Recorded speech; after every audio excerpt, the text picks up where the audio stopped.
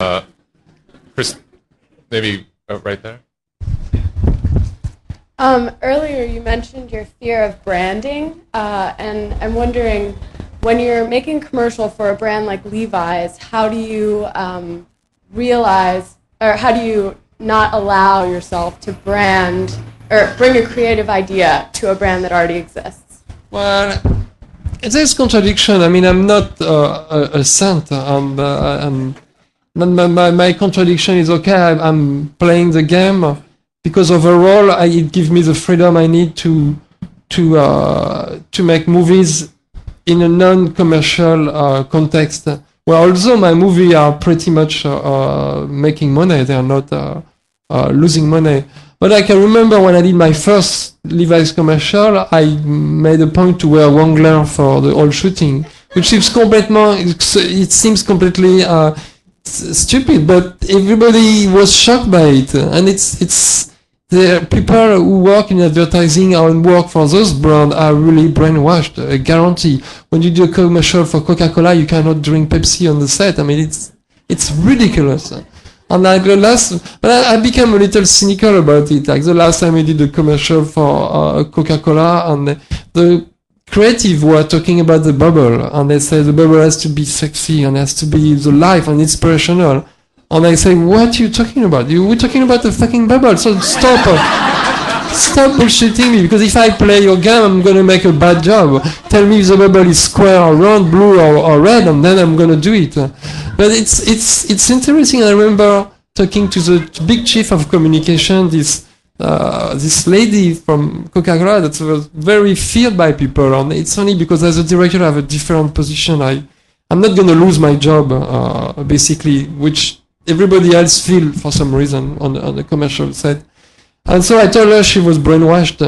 And she told me, no, we did good stuff, like we do stuff in Africa and we help people. And I say, no, you give them diabetes. That's what you give to Africa. End of the story.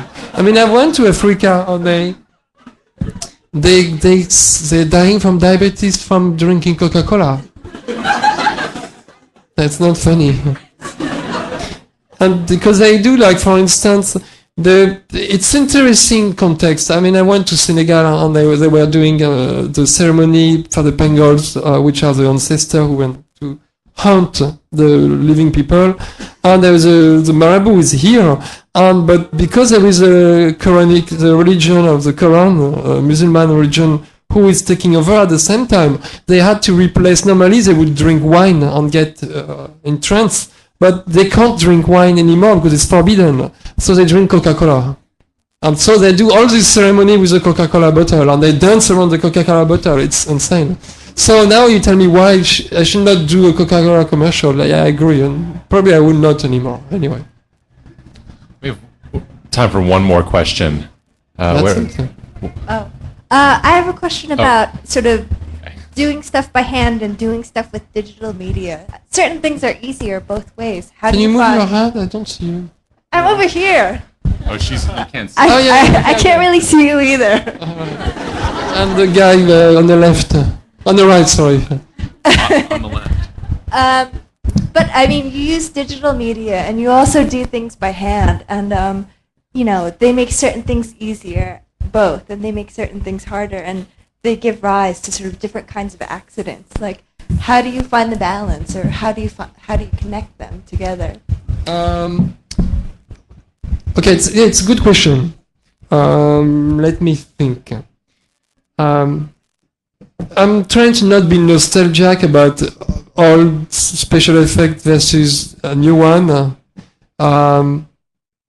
There is a tendency of being lazy when you use digital technology, and in a simple way that you accumulate elements that you will combine later, so you keep all your options, which is not very good. It's like you don't engage yourself in what you're doing.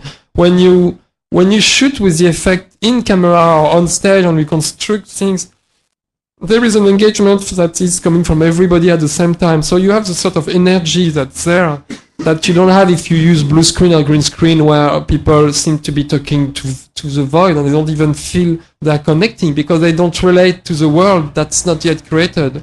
like in the sense of sleep, I use a lot of projection. So I had to shoot the animation prior to the shooting, and then when we shot the scene, all the actors could see what was projected, so they could share the dream and be part of it. And I remember being very excited to tell them, to show them before we started to shoot, the animated typewriter. Oh yes, I mean, it's okay. She's tired. She needs a pizza. So it's my technique. When the kids were tired in the protocol, I give them pizza. But it's a very technical question for a child. So I lost my point, but I think I like CGI when you can really do something that sort of make you feel you don't understand what you're looking at. It's hard to explain, but sometimes I made some effect with digital technology, and when I look at them, or when we look at them all together, we felt this sort of thing that you see, like, I mean, I have an example, but it's incorrect, so I can't say it. Like, sorry? Yeah, that's the Chemical Brother video with the train. It was complex.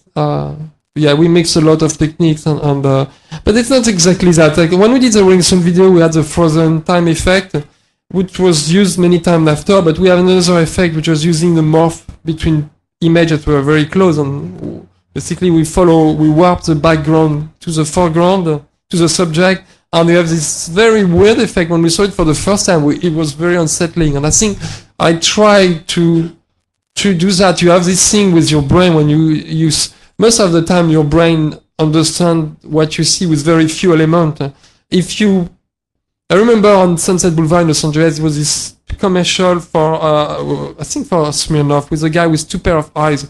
And it was very unsettling because your brain immediately identifies a face with two dots on the straight line for the mouth.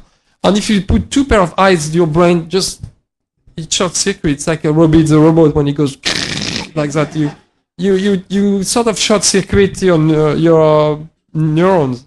And I think with CGI you can do that, but you really have to look after that. You can't just do CGI because you are lazy to put a camera in the car on the street. That's not good. Okay.